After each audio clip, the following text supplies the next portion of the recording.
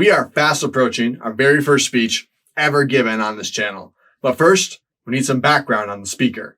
And in this video, we should do our very best to give you a feel for Theodore Roosevelt's audacious personality and how he was poised to ignite the American spirit going into the 20th century. If you missed our previous video on the state of America throughout Roosevelt's childhood, you can check it out by clicking the link down in the description.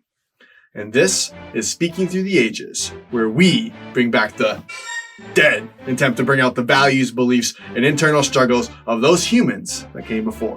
We give context to and deliver historical speeches that motivated people to kill, riot, make salt, and sign papers. And throughout this channel, please feel free to correct any errors, exaggerations, or perfunctory explanations in the comments. To join our remote history team, subscribe and click the bell symbol to receive notification. I am Joseph Delisle, your novice history fan.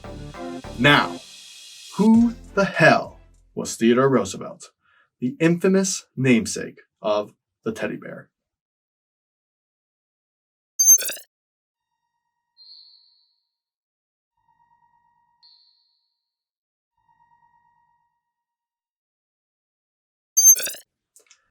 At the dawn of the 20th century rose a character you could not make up. Imagine Indiana Jones, JFK, and John Wayne all jammed into one body. Only now you get an inkling of Theodore Roosevelt's character. But he wasn't always on such strong footing. As told in the previous video, baby Teddy was injected into the wildest time period of America. Born October 27, 1858, Theodore Roosevelt and America would grow up together, overcoming obstacles and challenges.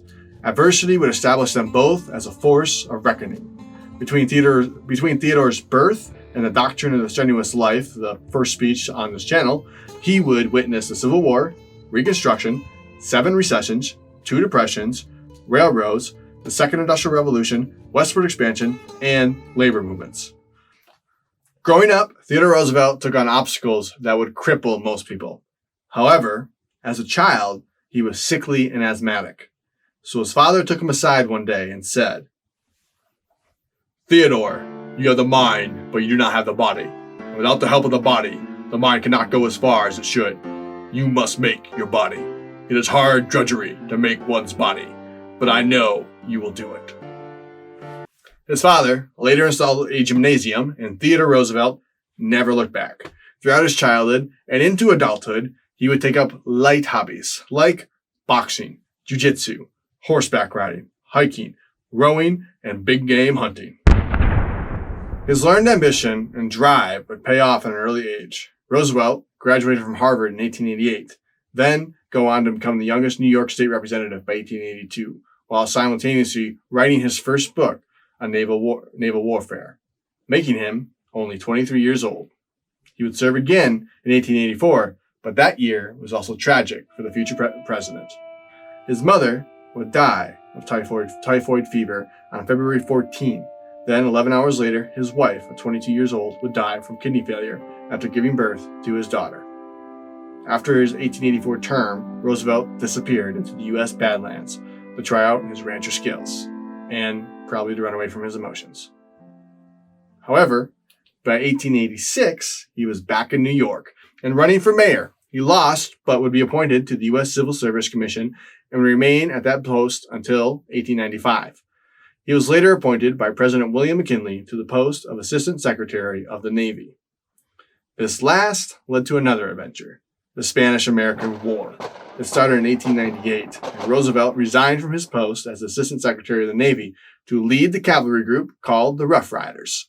The war only lasted 3 months, April 21st through August 13, 1898, and Teddy would eventually be given a Medal of Honor from Bill Clinton for his daring charge up San Juan Hill. Theodore Roosevelt and the Rough Riders were covered by the media. He would gain considerable fame, which launched him on the path to the White House. Upon returning to New York, the Republican Party was in danger. The current governor, Frank S. Black, was caught in a scandal involving the Erie Canal and was widely unpopular. The party knew it, and it needed a strong candidate. And with Theodore's recent fame, they asked him to run. Initially, he turned them down, but the party threw a fit and begged. So he went all in and won the race. As governor, Theodore Roosevelt was anti-big business, pushed for corruption reform, and was in the corner of the little man. Thank you for watching this video. If you want to learn more about Theodore Roosevelt, check out the websites and books I discovered while I was researching the man. I linked them all below in the description. In our next video, we'll be delivering the actual speech, The Doctrine of the Strenuous Life. We hope you enjoyed this episode of Speaking Through the Ages. Be sure to subscribe and click the bell for notifications. See you next time, where the dead teach.